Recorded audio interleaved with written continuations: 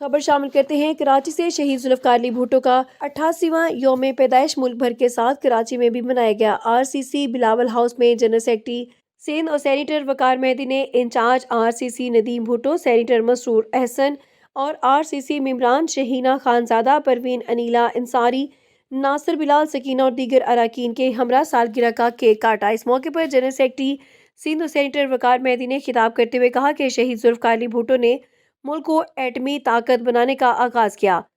عباسی شہید اسپتال، سٹیل مل، سلاٹر ہاؤس، ملک میں بڑے بڑے پروجیکٹ لگانے کے علاوہ اسلامی ممالک کو متحد کیا۔ پاکستان جمہوریت کا آغاز ہے۔ پاکستان کو 1973 کا آئین دیا، عوام میں ان کے حقوق کے شعور پیپلز پارٹی بنا کے کیا۔ پاکستان کے پہلے منتخب وزیر اعظم تھے۔ سینیٹر مسرور احسن نے کہا کہ بھٹو شہید پاکستان کے مرحوم، مظلوم اور پیسے ہوئے طبقات کے لازوال آواز ہے۔ RCC incharge senator Nadeem Bhutto نے کہا کہ قائد عوام نے عوام کو وقار، شناخت اور امید دی، انقلابی سوچ متعارف کروائی کہ طاقت کا سرچشمہ عوام ہے۔ انہوں نے کہا کہ ہم چیئرمین بلاول بھٹو کو نانا اور والدہ کی شبیہ اور عظیم لیڈر دیکھ کر قائد عوام اور شہید رانی دونوں کی خصوصیات دیکھ رہے ہیں۔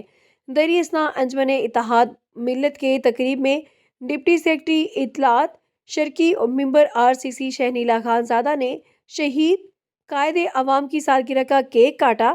اس موقع پر نوید سعید، حفیظ انصاری، صدر ایان سمید، محمد علی، مسرت سلطانہ، سبیحہ بھٹو، غلام حسین بھٹو بھی موجود تھے۔ شہینہ خانزادہ نے کہا کہ قائد عوام مشعل راہ ہے۔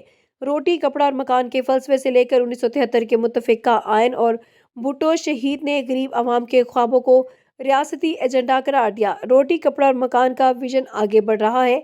جیالے انہیں وزیر اعظم بنائیں گے، ملک کی ترقی اور روزگار ملے گا۔ اس وقت بھی 22 لاکھ گھروں کی تعمیر بلاول بھٹو کا عملی اقدام ہے۔ بھٹو کا نعرہ ملک بھر کی عوام کی آواز ہے۔ صدر زرداری اسی کی کھلی مثال ہیں۔